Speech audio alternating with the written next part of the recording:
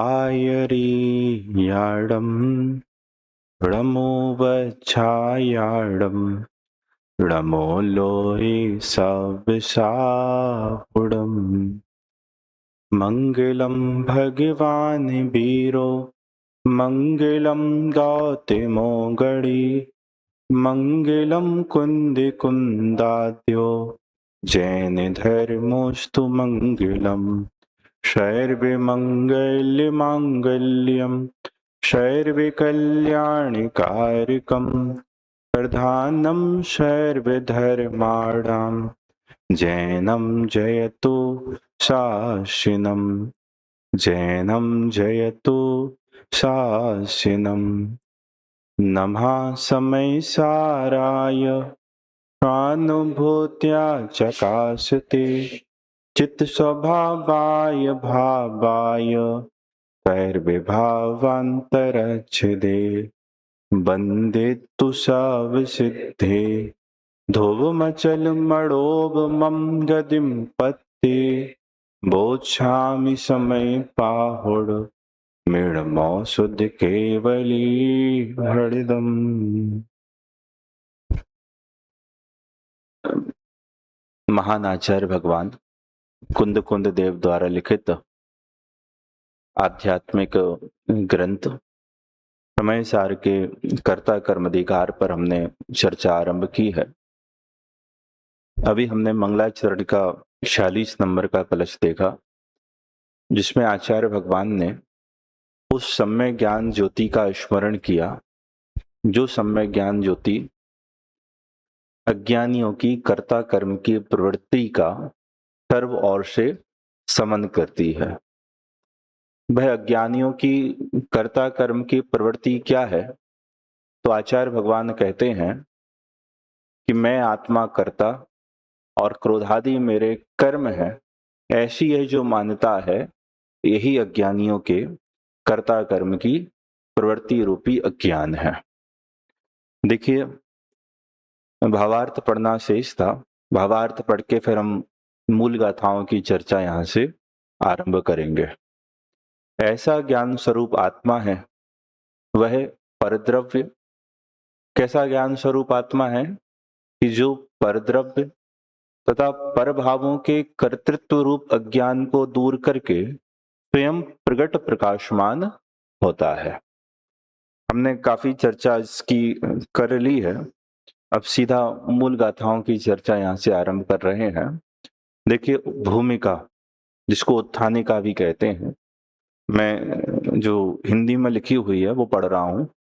अब जब तक यह जीव आश्रव के, देखो एक बार ना आप इस ग्रंथ का समझ लो कलेवर समझ लें। कैसा ये जो ग्रंथ आपके समक्ष है ना, इसमें किसने क्या लिखा हुआ है, क्योंकि बहुत बार ये भ्रम जैसा रहता है। वैसे चूंकि हम 2-4 गाथाएं और पढ़ेंगे तो आपको अपने आप स्पष्ट हो ही जाएगा। मूल गाथाएं लिखी हैं आचार्य कुंद कुंद देव ने। किसने लिखी हैं? आचार्य कुंद कुंद देव ने। और उस पर जो टीका लिखी है वो आचार्य अमृत चंद्र देव ने लिखी है। और आचार्य अमृत चंद्र देव की जो टीका है वो गद्य में भी है और पद्य में भी है। तो जो पद्य टीका है उसको कहते हैं कलश। उसको क्या कहते हैं? और यह कलश गाथाओं के पहले भी आ सकते हैं, गाथाओं के बाद भी आ सकते हैं, टीकाओं के बीच में भी आ सकते हैं। कलश कैसे मिल सकते हैं आपको? गाथाओं के पहले भी आ सकते हैं, गाथाओं का विषय पूरा, मतलब टीका सहित विषय पूरा होने के बाद, मतलब उस विषय से संबंधित कलश। एक तो मतलब जो गाथा में बात कह रहे हैं ना, तो उस गाथा के पहले वो कलश में उसकी सूचना दे सकते हैं या संक्षेप में उसका समझ लो कुछ निर्देश कर सकते हैं। और फिर यहाँ पूरी टीका का विषय कंप्लीट हो जाए, मतलब गाथा की जो व्याख्या टीका में है वो पूरी हो जाए, उसके बाद भी कलश आ सकते हैं, अथवा टीका के मध्य भी कलश आ सकते हैं। ये सब काम किसका है? आचार्य अमृत चंद्र देव का, जिसको हम आत्मख्याति टीका कहते हैं। कौन सी टीका कहते हैं? आत्मख्याति। एक और टीका जो इस ग्रंथ में उपलब्ध है वो टीका है आचार्य जयसेन देव की। वो भी संस्कृत टीका है। आचार्य अमृतचंद्र देव की संस्कृत थोड़ी सी समझ लो कठिन है, और जो जयसेनाचार्य देव की संस्कृत है वो सामान्य संस्कृत का जानकार विद्यार्थी या अभ्यासी उसका डायरेक्ट अर्थ संस्कृत से कर सकते। इतनी बात सबको समझ में आई। तो मूल में प्राकृत गाथाएं इसमें हैं, उसी प्राकृत गाथा की संस्कृत छाया भी लिखी हुई है। देखो आप अभी देखो ऊपर दो गाथाएं लिखी ना, 69 और 70 लिखी हैं, उसके नीचे दो गाथाएं और लिखी हैं, रेड में लिखी हैं दो गाथाएं, फिर ब्लैक में भी दो गाथाएं लिखी है। दो गाथाएं क्या है कि जो ऊपर प्राकृत गाथा है आचार्य कुंद कुंद देव की, उसी प्राकृत गाथा की संस्कृत छाया, मतलब उसका संस्कृत में रूपांतरण है। अब ये किसने लिखा है इसका पता नहीं है, मतलब ये जो संस्कृत छाया है ना इसकी, ये किसने लिखी है इसका ज्यादा पता नहीं है कि किसने लिखी है। इतनी बात समझ में आई। उसके नीचे देखो जो थोड़ी सी डार्क बोल्ड लिखी हुई है, इस आचार्य अमृतचंद्र देव की टीका है। और ये कहां से शुरू हो गई थी कि पहले से अथ जीवा जीवे कर्तृ कर्म वेषेण प्रविशता, वो कलश के माध्यम से वो पूरी शुरू हो गई थी।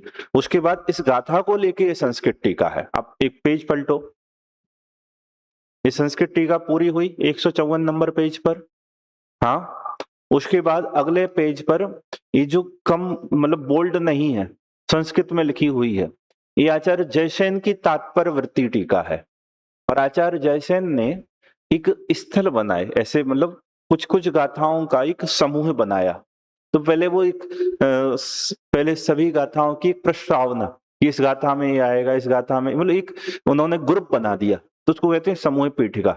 और फिर क्रमशः जैसे जैसे गाथाएं बढ़ेंगी वैसे वैसे वो उसकी व्याख्या करते हुए आगे बढ़ जाते हैं। इतना सबको समझ में आया। ये जो संस्कृत टीका आपने अमृतचंद्राचार्य देव की देखी, इसमें हो सकता है आचार्य अमृतचंद्र देव का हृदय नाचने लगे तो वो कोई कलश भी लिख दें, तो इसमें वो कलश भी आ सकते हैं बाद में या बीच में, तो वो समझना वो किसके हैं, आचार्य अमृतचंद्र। फिर उसके बाद जयसेनाचार्य देव की टीका फिर शुरू होगी। फिर आचार्य अमृतचंद्र देव की भूमिका आएगी, मतलब ये समझ लो ये होने के बाद फिर जो अगली गाथा आएगी तो उसमें छोटी संक्षेप में आचार्य अमृतचंद्र देव की भूमिका लिखी होगी गाथा के पहले। फिर कुंद कुंद देव की गाथा आएगी, फिर संस्कृत छाया आएगी, फिर आचार्य अमृतचंद्र देव की संस्कृत टीका आएगी, उसके बाद फिर जयसेनाचार्य। ये क्रम इस ग्रंथ का ऐसा है। कलेवर समझ में आया आपको? ये तो मैंने आपको संस्कृत कलेवर दिखा दिया। अब आप एक बार हिंदी कलेवर देखो, ये देखो ये जो ऊपर गाथा लिखी ना, उस गाथा के की हिंदी अनुवाद लिखा हुआ है। ये जो इसको हम हरिगीत नाम से पढ़ते हैं, हरिगीत का छंद में है ये हिंदी अनुवाद है। ये किसने किया है? पंडित हिम्मत लाल जी ने, पंडित हिम्मत भाई, उन्होंने ये अनुवाद किया है। ख्याल में आया सबके? हाँ जी या ना जी? ठीक है, चलें आपको आगे। ये वाला नहीं, हाँ ये वाला उनका मतलब उन्होंने गुजराती में किया था। उन्होंने किस में किया था? ये जो ऊपर प्राकृत में गाथाएं हैं उन्होंने उसका गुजराती में अनुवाद किया था। अब फिर उसको अभी इतना समझना, और उसके ऊपर ये जो लिखी हुई ना भूमिका, उसके नीचे फिर जो आचार्य अमृतचंद्र देव की संस्कृत टीका का हिंदी अनुवाद लिखा है, और उसके बाद पंडित जयचंद जी छावड़ा का भावार्थ लिखा है। ये जो पूरा काम है, तो ये आचार्य अमृतचंद्र देव की संस्कृत टीका का जो हिंदी अनुवाद किया है वो सब किया है पंडित जयचंद जी छावड़ा ने। किसने किया है? और ये भावार्थ भी किसने लिखा है? पंडित जयचंद जी छावड़ा। कहीं कहीं पर जो अनुवादकार हैं वो वाक्य विन्यास के लिए या कुछ विषय की स्पष्टता के लिए अपनी ओर से भी कुछ बात कह देते हैं, लिख देते हैं। तो कभी कभी आपको ऐसा लगेगा कि ऊपर से सेम टू सेम आपको नहीं मिल रहा, लेकिन भाव विपरीत नहीं होंगे, उसको भी थोड़ा सा स्पष्ट करने के लिए। तो पंडित जयचंद जी छावड़ा की भाषा थी ढूंढारी। कौन सी भाषा थी? ढूंढारी। तो उस ढूंढारी का गुजराती में अनुवाद किया पंडित हिम्मत भाई ने, और उसका हिंदी अनुवाद किया पंडित परमेश्वरी दास जी ने, जो ये हमारे सामने। इतनी बात सबको समझ में आई? संस्कृत से ढूंढारी भाषा में हुआ, ढूंढारी से गुजराती में हुआ, और गुजराती से फिर हिंदी में हुआ। ये तो आचार्य अमृतचंद्र देव की टीका की बात हुई। क्लियर हुआ सबके? हाँ जी या ना जी? पक्का? चलिए। जो आप दूसरा समय सार देखेंगे, मतलब सोनगढ़ का प्रकाशन देखेंगे, अभी मैं जयपुर के प्रकाशन की बात नहीं कर रहा हूं, उसमें ऊपर संस्कृत टीका है आचार्य अमृतचंद देव की, नीचे जो भी पूरा काम है वो सब काम किसका है? डॉक्टर हुकमचंद जी वारिल। उसका नाम टीका का है ज्ञायक भाव प्रबोधिनी टीका। अभी मैं आपको इस ग्रंथ का परिचय दे रहा हूं। तो इतना सब तो आपको जो सोनगढ़ से प्रकाशित समाचार है उसमें भी मिलेगा, लेकिन इसमें जो हमारे ज्ञानोदय से प्रकाशित है, इसके पहले कोटा से प्रकाशित हुआ था, इसमें आचार्य जयसेन देव की संस्कृत टीका का भी हिंदी अनुवाद है। उनकी संस्कृत टीका का भी हिंदी अनुवाद है, और ये अनुवाद हमारे पंडित जी ब्रह्मचारी हेमचंद जी साहब, उन्होंने ये संस्कृत टीका का अनुवाद किया है। इतना सबको ख्याल रहेगा। एक बार आप इसका पहला पेज निकालिए ग्रंथ का, फर्स्ट पेज निकाल लिया। ऊपर से देखो, श्रीमद भगवत कुंद कुंदाचार्य देव प्रणीत समयसार, हिंदी में समयसार, समय पाहुड़ ये प्राकृत में, और समय प्राभृत ये संस्कृत में। श्रीमद अमृत चंद्राचार्य कृत, इस ग्रंथ में क्या क्या है? आत्मख्याति, श्रीमद जयसेनाचार्य कृत तात्पर्य वृत्ति, टीका द्वयोपेता, इन दोनों टीकाओं के साथ समयसार है यह। आचार्य कुंद कुंद कृत प्राकृत गाथा सूत्र, संस्कृत छाया, हिंदी पद्यानुवाद और गाथार्थ सहित, ये प्राकृत में भी है, संस्कृत छाया भी है, हिंदी पद्यानुवाद है, उसकी गाथार्थ भी है। आचार्य अमृत चंद्र कृत आत्मख्याति संस्कृत टीका, तो जो पंडित जयचंद जी छावड़ा ने इसकी हिंदी भाषा वचनिका लिखी जो हम पढ़ते हैं, और उसका भावार्थ वो इसमें है।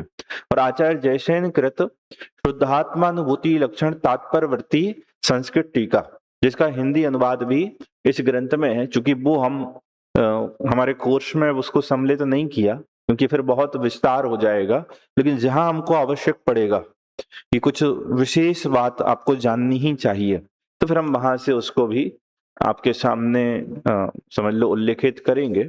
आइए, ये थोड़ा सा ग्रंथ का ये जो कलेवर आपके सामने है, ये आपके ख्याल में आना चाहिए। ऐसे आप प्रवचन सार भी देखेंगे, पंचास्त्रिकाएं भी देखेंगे, और अन्य अन्य ग्रंथों को आप देखेंगे।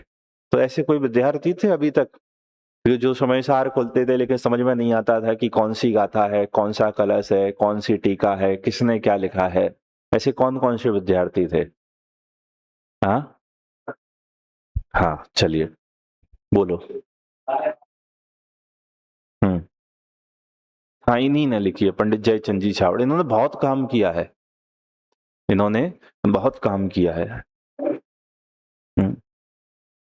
इन्होंने अपने बहुत सारे पुराणों की भी, मतलब हिंदी की बहुत भाषा वचनिकाएं लिखी हैं। आप उसी में जो द्रव्य रूप करी सर्वत्र याद कर रहे हो ना, उसमें ही पहले उनका परिचय दिया होगा कि उन्होंने कौन कौन से ग्रंथों पर काम किया है, तो आप देखना। टोडामल जी साहब के बाद में हुए हैं, उनकी मतलब उनकी परंपरा में ही ये विद्वान हुए हैं। चलिए आइए, आचार्य कुंद कुंद भगवान की गाथाएं पढ़ेंगे। उसके पहले उत्थानिका देखिए क्या लिखी है। अब जब तक यह जीव आश्रव के और आत्मा के विशेषों को नहीं जाने, उसके पहले मैं आपको एक चीज और दिखा रहा हूं। इस पूरे कर्ता कर्म अधिकार का विभाजन किया है इसमें आदरणीय शांति जी भाई साहब ने, वो और आप एक बार देख लो। निकालो, ये जो गाइड करके है ना समय सार प्रश्नोत्तर वाली पुस्तक है।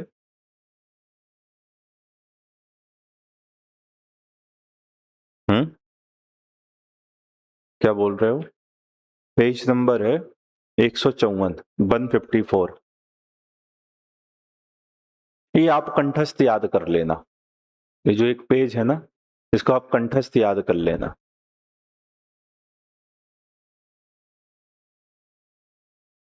पढ़ू? ये मतलब किन गाथाओं में एक आपने कभी ये, आप में से कौन ऐसा अध्ययन करता है पता नहीं, क्योंकि बहुत सारे विद्यार्थी अध्ययन का इस तरह से समझ लो विभाजन करते हो, ग्रुप बना लेते हैं। भाई ये इस विषय से संबंधित बात हुई, और फिर ये दूसरे विषय से संबंधित बात हुई, ये तीसरे विषय से संबंधित बात हुई, जिससे बात हमारी याद रह जाती है। तो ऐसे ही पूरे अधिकार का ये शांति जी भाई साहब ने ये विभाजन किया है। जयसेनाचार्य देव का भी आप विभाजन ढूंढोगे तो आप कर सकोगे उनके आधार पर। देखिए, और एक विभाजन आचार्य चंद्रदेव तो कर ही रहे हैं गाथाओं का ग्रुप बनाकर। क्योंकि कुंदकुद भगवान ने ऐसा ग्रुप थोड़ी ना बनाया, उन्होंने तो 415 गाथाएं लिख दी एक साथ। देखिए, गाथा 69 से 74 तक मैं पढ़ रहा हूं, आपको कितना याद रह पाएगा ये तो नहीं कह सकते, लेकिन जो विषय चलेगा उसके पहले आपको ख्याल में आ सकेगा कि कर्ता कर्म संबंधी अज्ञान कब तक, और जब तक आत्मा व आश्रवों में भेद न जाने, भेद कैसे और भेद विज्ञान की विधि। क्या क्या है इन गाथाओं में? एक कर्ता कर्म संबंधी अज्ञान कब तक है कि जब तक आत्मा व आश्रमों में भेद ना जाने तब तक है। यह भेद कैसे है आश्रव और आत्मा का, ये बतलाएंगे, और साथ ही भेद विज्ञान की विधि बतलाने वाले। ये 69 से 74 नंबर की गाथाओं में विषय रहेगा। उसके बाद 75 से 75 से 79 तक व्याप्य व्यापक भाव की अपेक्षा कर्ता कर्मपना और भाव्य भावक भाव की अपेक्षा भोक्ता भोग्यपना। तो कर्ता कर्मपना कैसे घटित होता है और भोक्ता भोग्यपना कैसे घटित होता है, ये चर्चा इन गाथाओं में आएगी। और 80 से 86 नंबर तक जीव पुद्गल में निमित्त मात्रत्व है। जीव और पुद्गल में आपस में क्या है कि निमित्त मात्र है, कर्ता कर्मत्व नहीं। कर्ता कर्म मानने पर द्विक्रियावादी मिथ्या दृष्टि का प्रसंग आएगा, ये चर्चा वहां पर आएगी। उसके बाद 87 से 97 तक मिथ्यात्व आदि के जीवा जीव दो भेद करके कर्तृत्व का मूल अज्ञान है। मिथ्यात्व के भी दो भेद करेंगे, एक जीव मिथ्यात्व और एक अजीव मिथ्यात्व। और वहां ये कहेंगे कि कर्तृत्व का मूल कौन है, कि अज्ञान। इसकी सिद्धि ज्ञान से, कर्ता कर्म का नाश करने से होती, ये चर्चा वहां पर आएगी। और उसके बाद निमित्त नैमित्तिक 98 से 108 तक निमित्त नैमित्तिक भाव से भी जीव पुद्गल में परस्पर में कर्ता कर्म बना नहीं है, दोनों अपने ही परिणामों के कर्ता हैं। परस्पर कर्ता कहना ये उपचार है, ये चर्चा यहां पर आएगी। और देखिए आगे 109 से 125 तक ये मिथ्यात्वादी प्रत्यय ही पुद्गल कर्म के कर्ता है। मिथ्यात्वादी प्रत्यय मतलब जो आश्रव है, द्रव्य आश्रव है, वही पुद्गल कर्म के कर्ता है। यह सिद्ध करते हुए पुद्गल जीव दोनों के परिणमन स्वभाव की सिद्धि की है। और उसके बाद 126 से 136 गाथाएं, आत्मा जो भाव करता है उसका ही वह कर्ता होता है।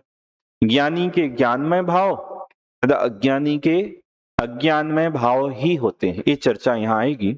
और फिर 137 से 140 गाथाओं में जीव से पृथकभूत पुद्गल का परिणाम और पुद्गल से पृथकभूत जीव का परिणाम, ये चर्चा यहां आएगी। और फिर 141 से 144 बड़ी सुंदर, अद्भुत और महान गाथाएं हैं, जहां बंध संबंधी नए विभाग और पक्षातिक्रांत का स्वरूप स्पष्ट किया जाएगा। तो अभी जो गाथाएं हम पढ़ने वाले हैं, हाँ, पहले तो दो गाथाएं हैं 69 और 70, उसके बाद फिर 74 तक। इसमें क्या आने वाला है, कर्ता कर्म संबंधी अज्ञान कब तक, कि जब तक आत्मा व आश्रमों का भेद ना जाने। और फिर यहाँ ये कहेंगे कि इनमें भेद कैसे है, और फिर भेद विज्ञान की विधि, मतलब उनमें भेद कैसे हो, ये सारी चर्चा इन गाथाओं में आएगी।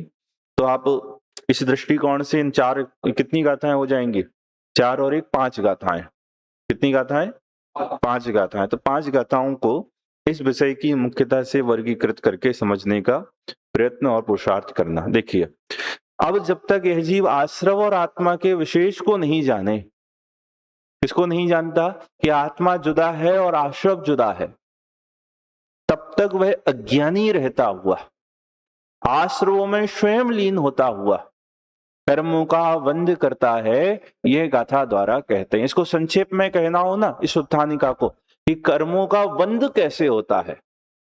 क्या कर्मों का वंद कैसे होता है, ये बात इन दो गाथाओं में आने वाली है। तो कब कैसे होता है कि कर्मों का वंद, कि यह जीव आश्रव और आत्मा के भेद को नहीं जानता। भेद को नहीं जानता तो क्या करता है कि आश्रव में लीन होता है, और जो आश्रव में लीन होता है उसके कर्मों का आश्रव होता है, और आश्रव से क्या होता है कि बंध होता है। तो बंध का कारण क्या है? आश्रव और आत्मा के बीच भेद विज्ञान का अभाव। बंध का कारण क्या है? आत्मा और आश्रव के बीच भेद विज्ञान का अभाव, ये बंध का मूल है। और जब आत्मा और आश्रवों में भेद विज्ञान हो जाए तो बंध की निवृत्ति हो जाए, बंध का अभाव हो जाए।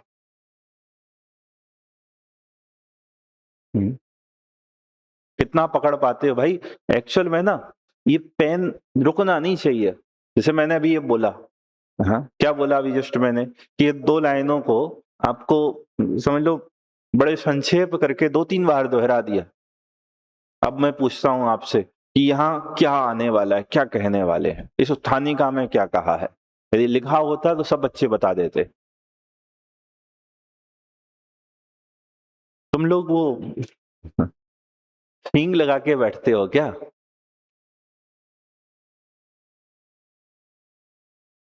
अभी भी नहीं समझे? तुम लोग सींग लगाकर बैठ, अब समझ गए? भाई 1 बार 2 बार 3 बार कह दिया, अब तो खोल लो कॉपी।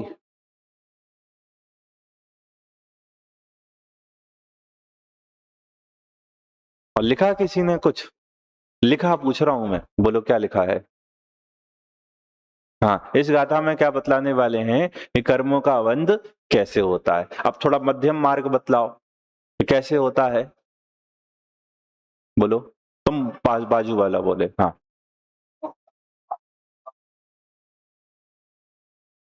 आत्मा और आश्रमों के भेद विज्ञान के अभाव में कर्मों का बंध होता है। कि आत्मा और आश्रम ये जुदे जुदे हैं, ये नहीं जानता इसलिए कर्मों से बंधता है। ये जान ले तो ये कर्मों से नहीं बंधेगा, कर्मों से निवृत्त हो जाएगा, कर्मों का अभाव हो जाएगा इस जीव के।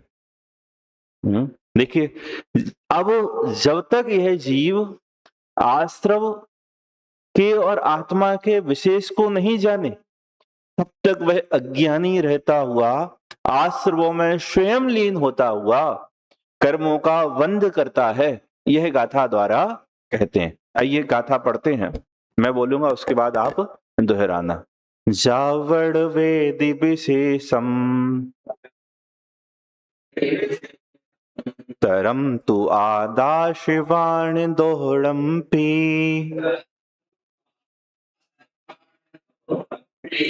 जावड़ वेदि विशेषम तरम तु आदाशिवाण दोहड़म्पि अर्णानि तावदुषो अर्णानि तावदुषो कोहादिषु बट्टदे जीवो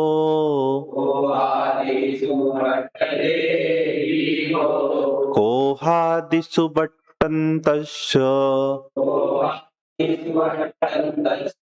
कोहादिषु बट्टन्तस्य तस्य कम्मस्य संचयो होदि कोहादिषु बट्टन्तस्य तस्य कम्मस्य संचयो होदि जीवस्येवं बन्धो जीवस्येवं बन्धो भणिदो खलु संविदरीषिहिम्।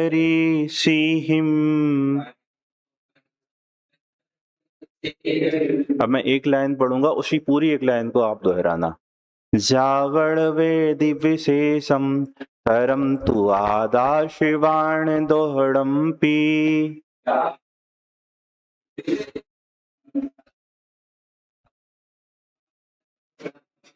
अर्णानि तावदुषो कोहादिषु बट्टदे जीवो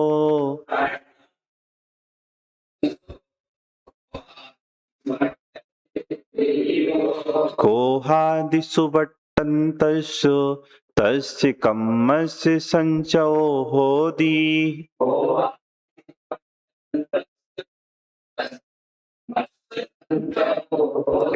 जीवस्येवं बन्धो भणिदो खलु शव्यदरीसिंहिम्।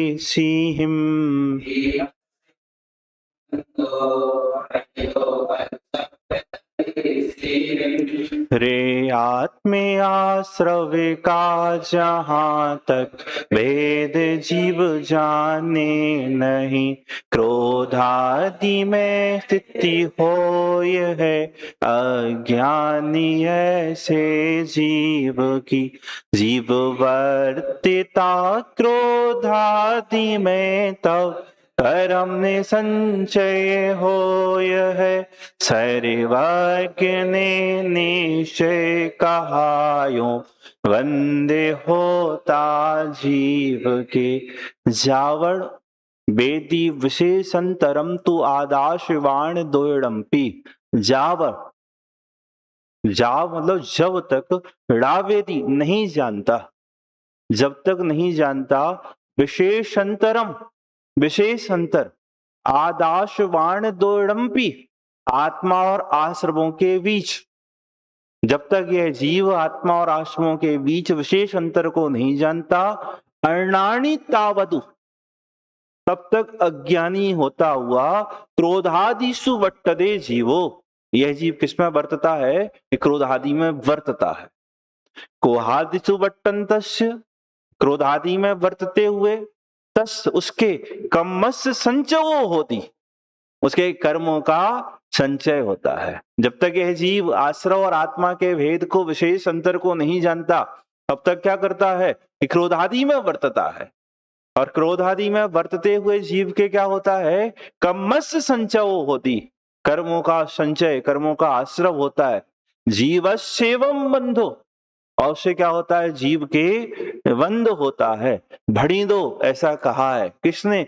खलु, वास्तव में, शब्ददर्शिहिम, सर्वज्ञ परमात्मा ने, जो सब कुछ देखते जानते हैं, ऐसे सर्वज्ञ भगवान ने ही कहा है कि क्रोधादि में वर्तते हुए जीव के कर्मों का संचय होता है। क्रोधादि में वर्तन क्यों होता है? कि आत्मा और आश्रव के विशेष को, भेद को नहीं जानता। फिर से देखना है अर्थ, आ गया समझ में? बोलो बोलो, एक बार और देखो। जब तक ड़ावेदी नहीं जानता, किसको? विशेष अंतरम, विशेष अंतर को, आदाशवाण दोयडम्पी, आत्मा और आश्रमों के बीच, जब तो आत्मा और आश्रमों के बीच विशेष अंतर को नहीं जानता, अर्णाणी तावदु, तब तक अज्ञानी होते हुए, कोहादिषु वर्तते जीवो, क्रोधादि में यह जीव वर्तता है।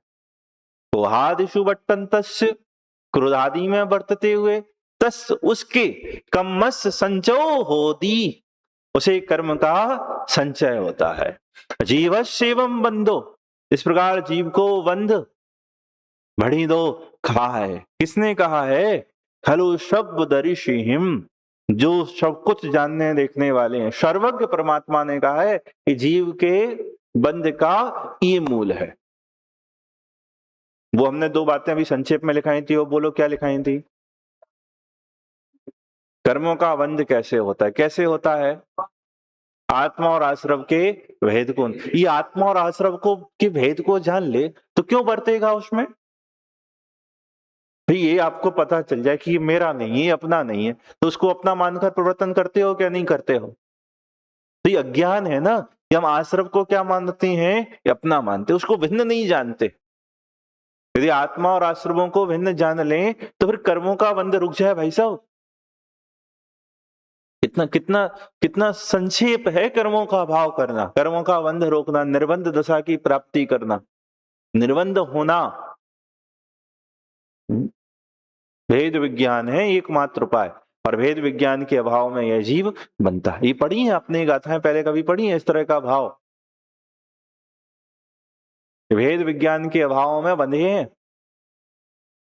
भेद विज्ञान नहीं है ना, विशेष अंतर को नहीं जानते, मतलब भेद विज्ञान नहीं है। जे पूरब से गए जहां अरु आगे जे हैं, सो सब महिमा ज्ञान तनी मुनिनाथ कहे हैं। उसके ऊपर क्या लिखा है? कोटि उपाय नहीं नहीं, जी हाँ, कोटि जन्म तप तपे ज्ञान बिन कर्म झरे जे, ज्ञानी के छिन माय त्रिगुप्ति ते सहज करे ते।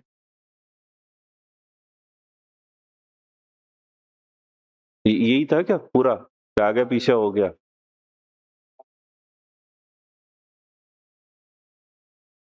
अलग अलग छंद है दोनों।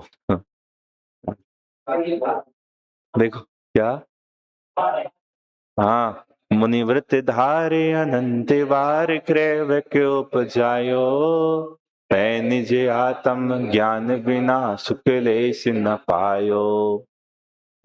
मुनिराज के व्रतों को धारण करके क्या क्या विग्रह तक चला गया, लेकिन निज आत्मा के ज्ञान बिना सुख लेस ना पायो। और फिर लिखा है ये, क्या है पूरा बोलो।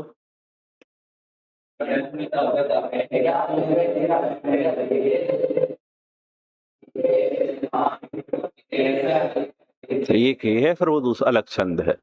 जे पूरब शिव गही अरु आगे जे हैं, सो सब महिमा ज्ञान तनी मुनिनाथ कही। ये सब महिमा ज्ञान की है, मूल में है ऐसा छंद यहाँ समय सार में।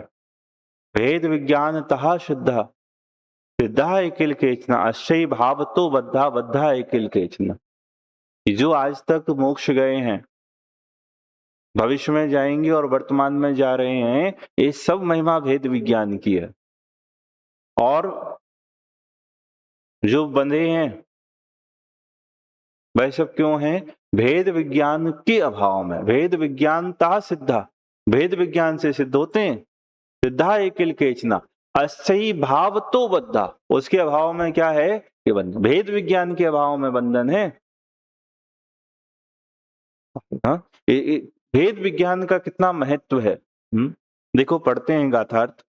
जीव जब तक आत्मा और आश्रव इन दोनों के अंतर को, जीव जब तक आत्मा और आश्रव इन दोनों के अंतर और भेद को, विशेषांतर लिखा ना, अंतर और भेद को नहीं जानता, तब तक वह अज्ञानी रहता हुआ क्रोधादिक आश्रमों में प्रवर्तता है। क्रोधादिक में प्रवर्तमान उसके कर्म का संचय होता है। वास्तव में इस प्रकार जीव के कर्मों का वंद सर्वज्ञ देवों ने, एक ने नहीं, कितने सर्वज्ञों ने कहा है।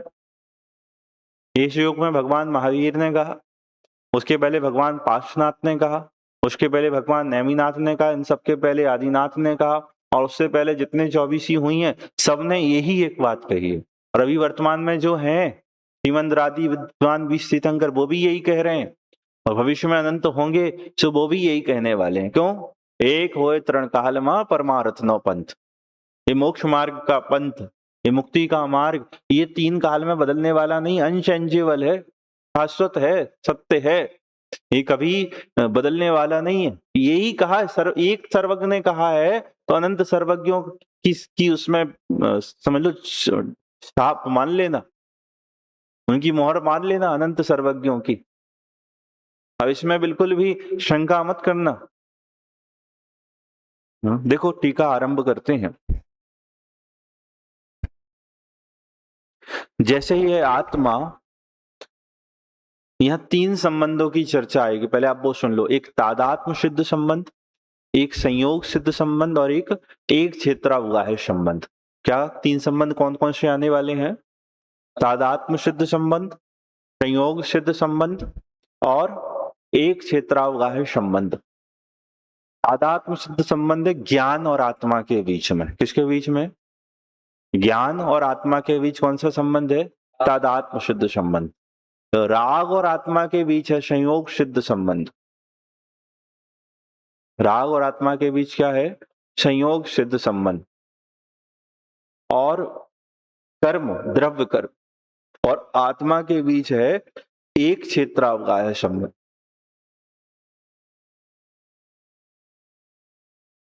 तो तादात्म्य संबंध ज्ञान और आत्मा का, संयोग संबंध मोह राग द्वेष और आत्मा का, और एक क्षेत्रावगाह्य संबंध कर्म और आत्मा का। देखिए अब टीका आरंभ करते हैं। जैसे यह आत्मा जिनके तादात्म्य सिद्ध संबंध है, ऐसे आत्मा और ज्ञान में विशेष ना होने से, अंतर भिन्न लक्षण ना होने से, उनके भेद को ना देखता हुआ निशंकतया ज्ञान में आत्मपने से प्रवर्तता है।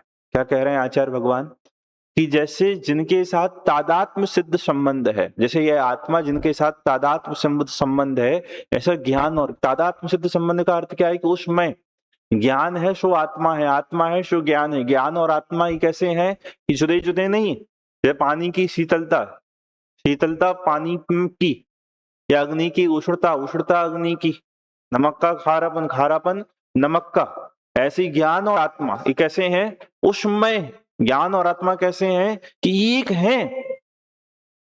ज्ञान और आत्मा कैसे हैं कि तो इनमें विशेष अंतर नहीं, इनमें भेद नहीं, तो उनमें विशेष अंतर ना देखता हुआ उसमें निसंकतया प्रवर्तता है। निसंकतया प्रवर्तता है मतलब ज्ञान रूप परिणमित होता है।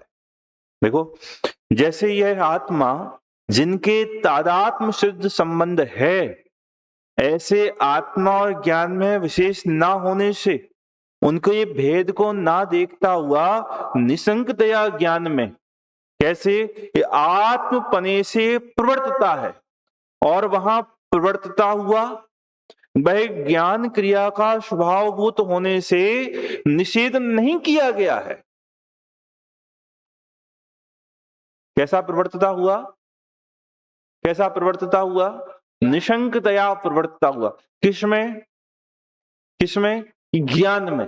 जो तादात्म्य सिद्ध संबंध है वह अपने से भिन्न नहीं है, इसलिए उस ज्ञान क्रिया का निषेध नहीं किया, क्योंकि यह ज्ञान क्रिया कैसी है? स्वभावभूत। स्वभावभूत का मतलब है स्वभाव से उत्पन्न हुई है।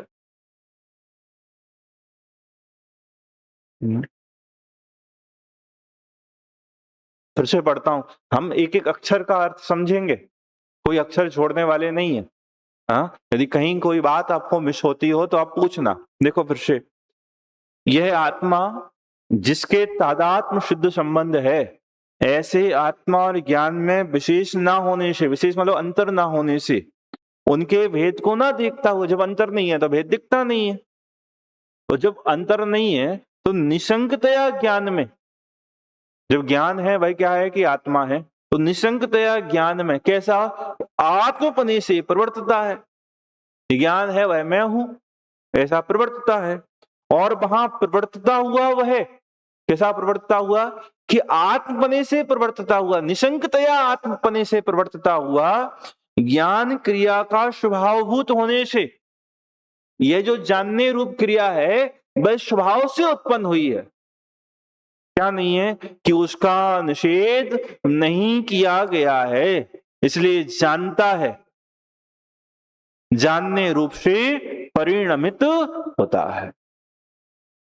बात समझ में आ रही है? ये स्वभावभूत क्रिया का निषेध नहीं किया गया, वह करने योग्य क्रिया है। क्या कह रहे हो? बोलो बोलो बोलो। क्या?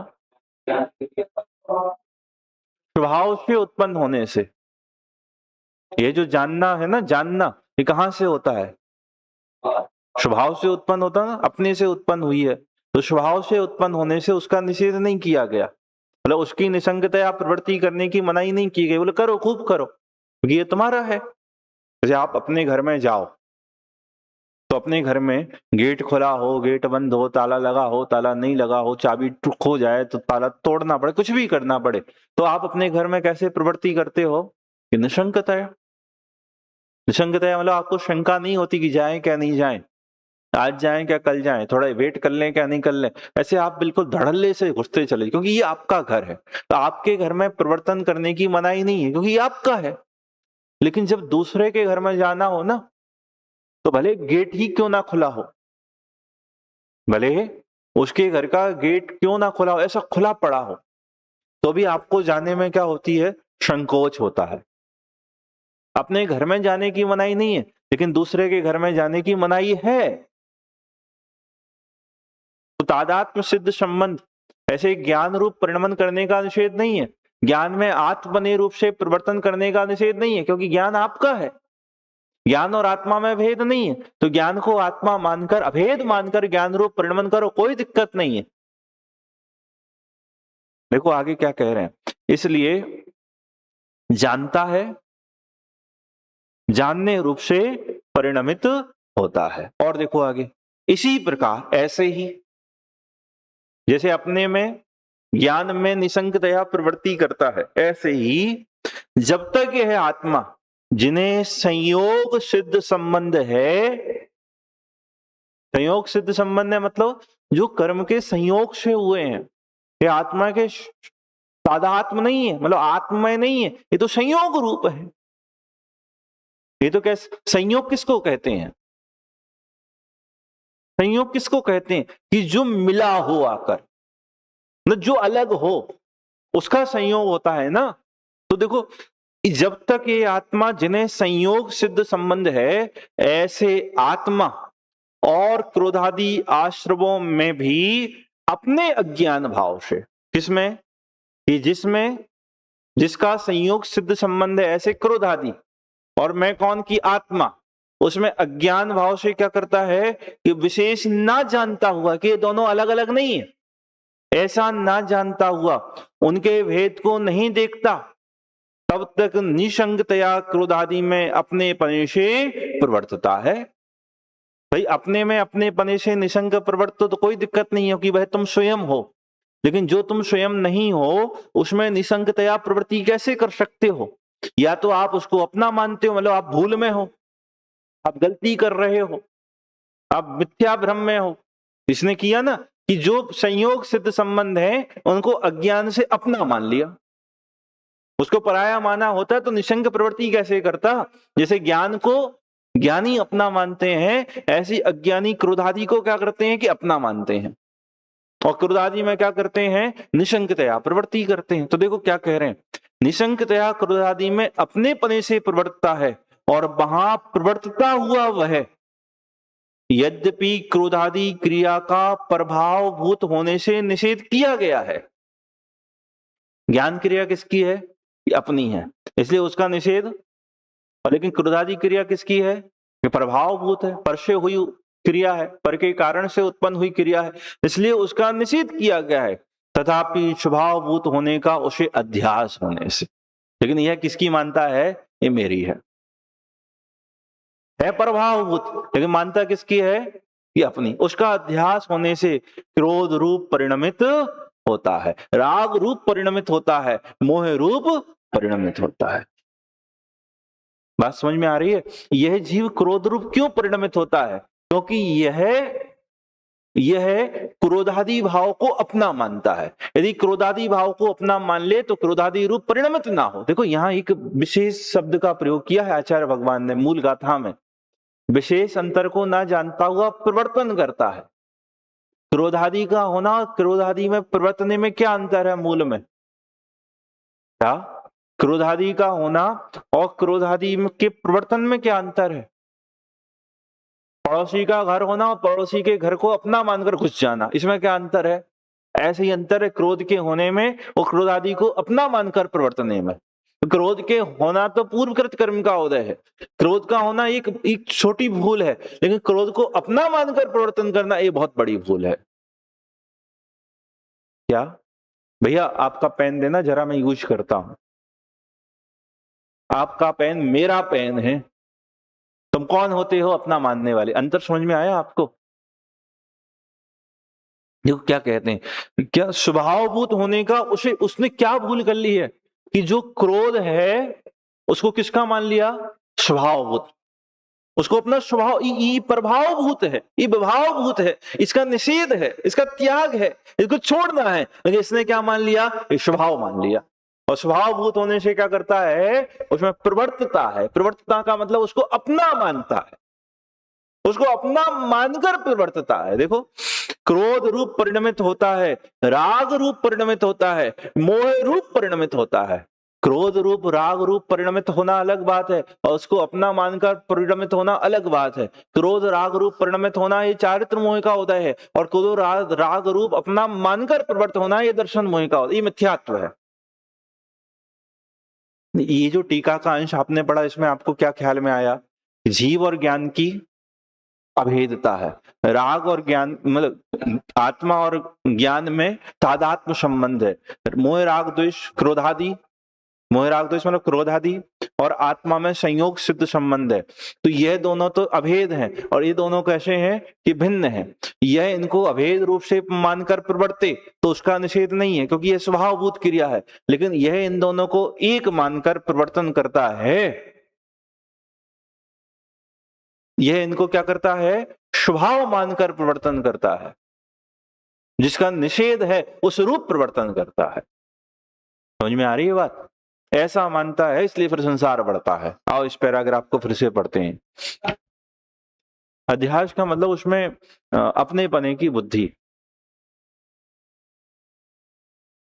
अभ्यास के अर्थ में भी इसका प्रयोग, अब शाब्दिक शब्द मुझे ख्याल नहीं आ रहा, लेकिन आप देखना उसका अध्यास मतलब उसका लंबे काल से अभ्यास है, ऐसा ही चला आ रहा। अध्यास मतलब उसका अभ्यास दृढ़ है, इस भाव के साथ उसका प्रयोग। अभी पहले मैंने क्या कहा था, एक शब्द अध्यास का अर्थ क्या बोला था जो तुमने नोट किया?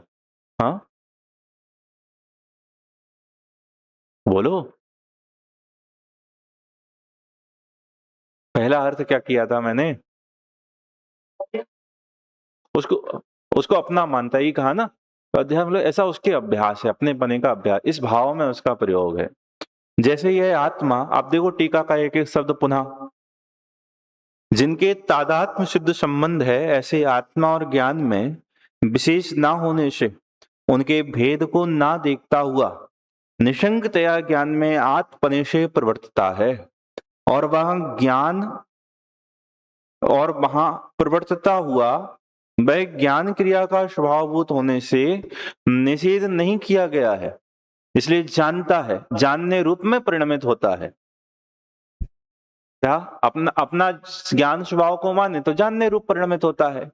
और इसी प्रकार जब तक यह आत्मा, जिन्हें संयोग सिद्ध संबंध है, ऐसे आत्मा और क्रोधादि आश्रवों में भी अपने अज्ञान भाव से विशेष न जानता हुआ उनके भेद को नहीं देखता, तब तक निसंगतया क्रोधादि में अपने पने से प्रवर्तता है, और वहां प्रवर्तता हुआ वह यद्यपि क्रोधादि क्रिया का प्रभावभूत होने से निषेध किया गया है, तथापि स्वभावभूत होने का उसे अध्यास होने से क्रोध रूप परिणमित होता है, राग रूप परिणमित होता है, मोह रूप, तो जैसे जानने रूप से परिणमित होता है, ऐसे ये अज्ञानी क्रोध, मान, राग, द्वेष रूप से परिणमित हो रहा है। और उसी कर्म का बंधन किस प्रकार होता है वो विशेष चर्चा आगे आएगी, वो हम करेंगे। अभी विराम लेते हैं।